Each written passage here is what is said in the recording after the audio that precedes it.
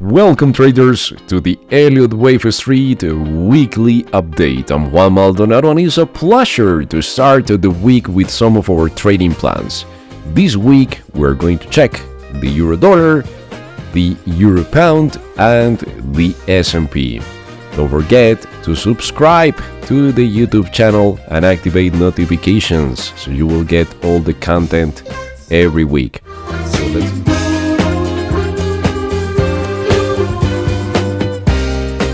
Here we have the euro. One of the key things about the Elliott Wave theory is to understand how the process works. So one of the key things of the Elliott Wave theory is when the price is moving down and eventually you have in front of you a 5-wave sequence, the trader is gonna start getting extremely excited. Oh, it's a 5-wave sequence. And most of the times, the 5-wave sequence can become your worst enemy because you're going to start doing crazy things. You're going to start buying because you're seeing the price selling off and it's your second wave and you're going to leave a protective stop loss under the low and you are going to get stopped out and you were losing a lot of money trying to find what you will be seeing as a second wave, what you were thinking that was a second wave. You were losing money all the way down. So this is a common mistake because the 5-wave sequence is just 50% of the process. The other 50% is the corrective wave. The shape, the speed of the corrective wave really matters when you have a proper zigzag with the C leg slowing down. That's where you have your edge. That's where you can start looking to buy to capture the wave 3. So what you actually need to master is the corrective wave, the shape of the corrective wave, again, the speed. For example, in the euro, we can label 1, 2, 3, 4, 5. Why not? Right? That's good. And then A, B, and C. But look at the C leg, it's extremely fast. So when you have this type of price action, this is not a right looking C wave. You can't go long when you are in front of that fast price action. So actually you get ready for a fresh low. You know from the sell-off that the market is going to continue lower, that the market is going to take out the low, that the market is going to take out the liquidity from this side, and you're not going to even try to buy the second wave because that's absolutely insane. So imagine all the traders who started to buy the euro, let's say here or here. I'm just signaling random levels. Moving average techniques, this and that, the Elliott Wave, second wave, whatever, right? A lot of trading strategies can be around this price action. Something that they have in common, if they still have the trade active, of course, is that they have their stop loss somewhere here, under the low. That's a logical place to have a stop loss. So if the price comes down to this area, in terms of the liquidity from the big guy, what is the logic here? If the price hits the stops, all the stops here are sellers. They were buyers before. They were buying, so now they are sellers. So the logic tells that the market should move down strongly, right? That's the logic. But what if, traders, once the price moves under this area, what if the price moves up again? What will be the meaning of that setup? Well, that clearly our friend, the big guy that is a set of 10 institutions that manage close to the 70% of the volume in the Forex market, they were buying. They were absorbing all these guys here. So when that happens, when we have the price turning around, that's our buy trade, not before. Of course, if the price collapses, we are not going to buy it. So if the price turns around, we are going to buy it with a small risk and the target will be the previous high, and we can follow the move up back to the previous high, right? And we will have a small stop loss. This will be the 1% of the account or less, and we will be fine on the trade. And once it reaches the 1-to-1, we can book partial profits. So that will be the process here. And of course, looking for good validation, not too late. Sometimes the trader waits for the moving average to cross over the other one to 1 to 3 patterns, and they finish buying at extremely expensive and late prices. And the problem with that is the stop loss. The stop loss is going to be huge. When you wait too much to trigger your trade, the stop loss is going to be huge.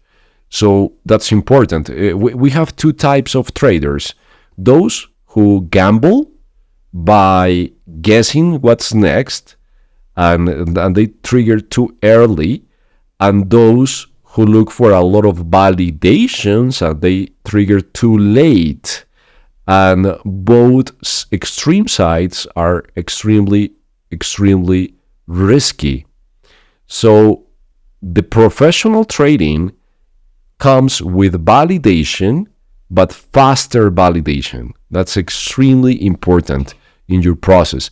There are different parts that you need to master in your trading in order to become successful, in order to understand the institutional cycles, the how to manage your risk, how to trigger the trade. So there are different aspects that you need to manage. So that's the setup for the euro this week. In the meantime, today is holiday, but in the meantime, the only trade we can follow is the sell trade. So here we're looking for a fresh low. If we are scalping, if we are day trading, the only thing we can do here is selling and following the leg down. Let's have a look at another example, is the euro pound. On the euro pound, we have been looking for the end of our second wave. Here is the first trade. Here is the second trade, and here is the third trade. So the price turns around and we are now in the beginning of the bearish leg. As you can see, this is just the first part of the setup, and here comes the discount. We're looking for an ABC, and at the completion of the ABC and a good corrective wave, the plan is to sell it. The minimum target for this trade is the 84.90 area. Look, when the price is moving up, we're seeing sellers at higher prices. Right? Sellers, sellers, sellers, sellers, and this could be extended for 20 times or whatever. But eventually, when the price turns around, and we start seeing now the sellers at lower prices, you see that transition, sellers at higher prices and sellers at lower prices, we need to follow the trend on the other side. So this first leg in the market structure will be this first leg down on the euro pound. At the discount, at the corrective wave, we have to start getting ready for selling. We will be here in terms of the market structure. So don't worry that if you need help understanding market structures, if you need help how to find the end of a wave, or how to trigger your trade, or how to manage your trade, we're here to help. So you can sign up on Elliott Wave Street for your membership, and you will get a lot of value with real examples, with live market analysis, with courses and more. But let's continue with the S&P. On the S&P, our trade was here. We started the bullish trade here, and the plan is to add to that position this week here at this area. So the first step of this setup on the S&P is having the price moving under the wave A, and at the rejection, we are going to buy it to follow the move up. Now, what if the price sell-offs this week? Let's suppose that a different scenario happens and we have a huge sell-off. We have a market crash, let's suppose. So in that case, we're not going to buy it, so we will be fine. But let's suppose that someone is expecting that this happens this week, because that's fine. We can have different bias. You can be short, or I can be long. Okay, that's fine. But what is really important in the process is that no matter if I have a bullish bias and you have a bearish bias, let's say, that's not the point. The point is how we can even make money or don't lose money, even if our bias is wrong. That's the point. So if someone is short, his short trade is here. After this three-wave sequence and the price failing to make a hard high, somewhere here is the entry point for the sell trade. The minimum target is this low here, right? So that trader is active in his trade. He's happy. He probably is thinking that this week is the end of the world and the price is going to move down and the market is going to crash. And he has been checking on Twitter the latest expert reports, and they are saying that the end of the world is coming. Let's suppose that extreme scenario. So if it happens, that trader is going to be extremely happy. Well, it was the end of the world, so probably all that money that he make on the short trade is not going to work because it's the end of the world, right? But he was in the right side of the trade, let's say, so he's short. But what if the end of the world is not happening this week, right? And the price moves under this area and happens the bullish signal. So when this short trader is seeing that the market is turning up, he should close his trade. He should accept that his bias was wrong and that he can take out the trade with some gains, with some profits. And that's fine.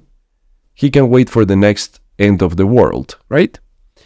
So the point, traders, is that most of the times one key psychological issue is that the trader is looking for a bias, and no matter the signals that the price actions starts screaming to the trader, like be careful, because I'm going to the other side, and the trader prefers to ignore because he can't accept that he was wrong.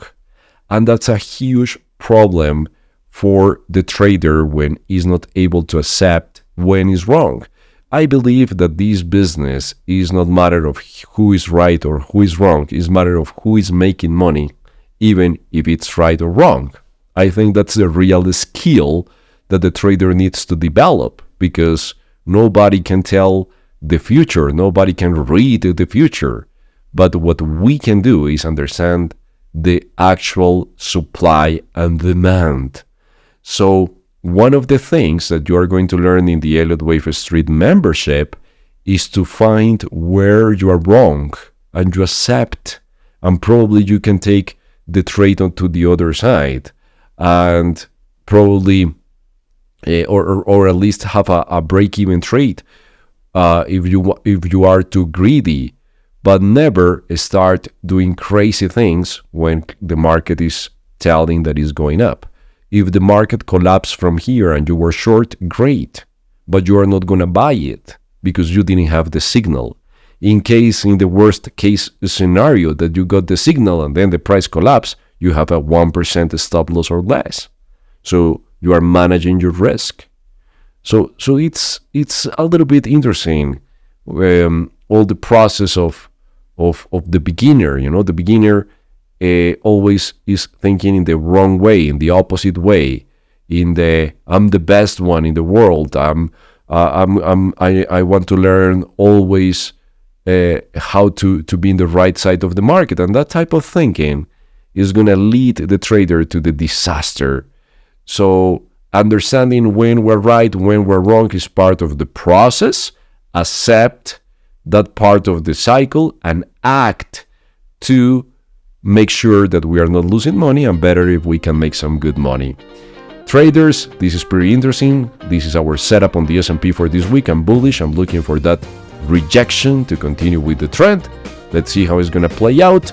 Please have a fantastic start of your trading week, and don't forget to sign up on the ElliottWaveStreet.com. We have under the membership tab our memberships where you can pick Forex stocks or the full access. You are getting the daily reports, and you're going to have access also to the education area. So you can sign up here.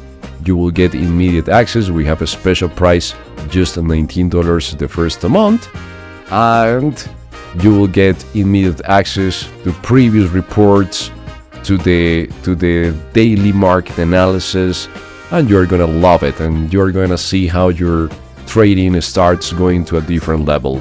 Please have a fantastic start of your trading week. I'll see you inside the membership. Take care. Bye-bye.